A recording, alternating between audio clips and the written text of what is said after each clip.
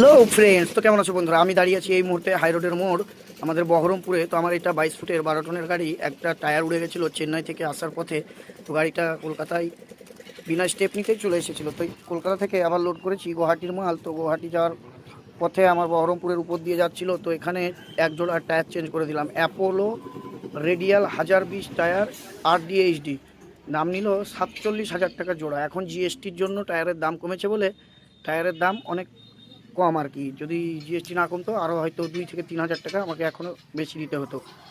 তো আমার যে ড্রাইভার আসার কথা ছিল সে ড্রাইভার আসেনি, তাই আমার অন্য গাড়ির ড্রাইভারকে নিয়ে আমি দাঁড়িয়ে থেকে টায়ারগুলো চেঞ্জ করে নিচ্ছিলাম। তো তোমরা দেখতে পাচ্ছ, আর একটা 1020 টায়ারে হাওয়া থাকে, রেডিয়াল টায়ারে 180, আর বাইরেতে 185।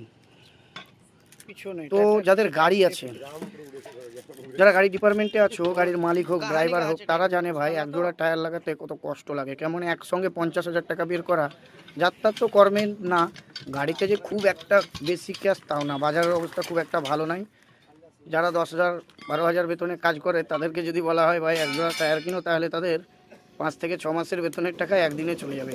তো আমরা যে গাড়ির ব্যবসা করি কোনো গ্যারেন্টি নাই ভাই, কখন 50,000 বেরিয়ে যাবে। ভুট করে এক জোড়া টায়ার উড়ে গেলেই গেল, দেখা যাচ্ছে ব্রেক শু ভেঙে চাকা জাম হয়ে গেল, অতিরিক্ত হিট হয়ে গেলেই টায়ারটা উড়ে যাবে।